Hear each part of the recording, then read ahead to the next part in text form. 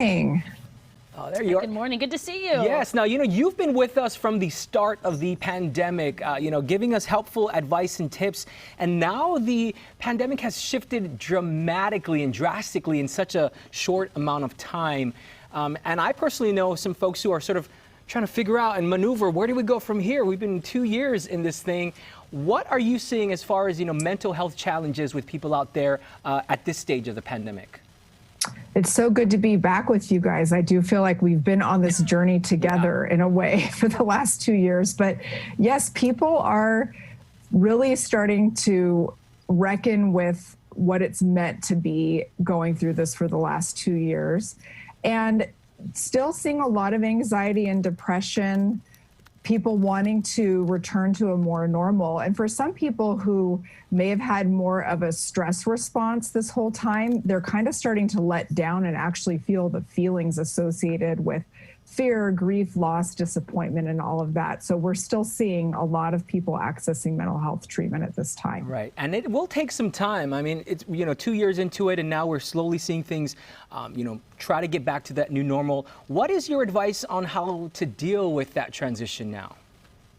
So I would say to definitely honor where you're at emotionally and realize that it's okay to maybe feel a little nervous right now about getting your hopes up, even though it really does seem like we're turning a corner.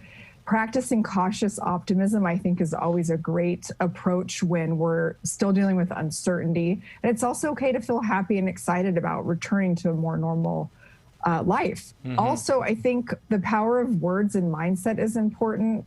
Looking at saying the pandemic is over versus COVID-19 numbers are trending downwards. You can kind of notice the difference maybe emotionally as you say those different words.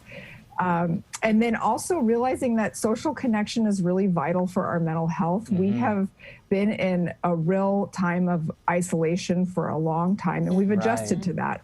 But it is not for the best of our mental wellness to be isolated. What would you say, I didn't want to cut you off, but what would you say in terms of being social again, kind of easing back into that? Because I think it's difficult. We've been isolated for so long, we almost forget how to be social. We forget how to be around people. So what's an easy maneuver to step back into that space?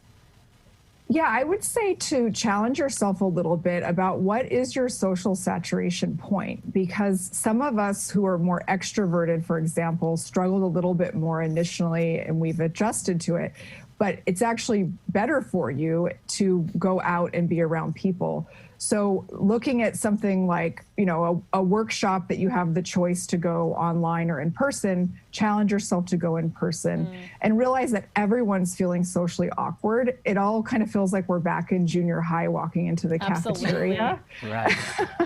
So I say, embrace that and realize that you're not the only person that's feeling a little bit awkward, but it is time to challenge ourselves a little bit. And the only way that we know we're growing in life is if we are a little bit uncomfortable. Mm-hmm. Yes, Amanda Gibson, thank you so much. The Counseling Collab, the website is there on your screen. She'll be back with us in the 9 o'clock hour to talk more about the crisis that are happening around the world after the pandemic ends. We're dealing with even more. She'll give us more helpful tips as well.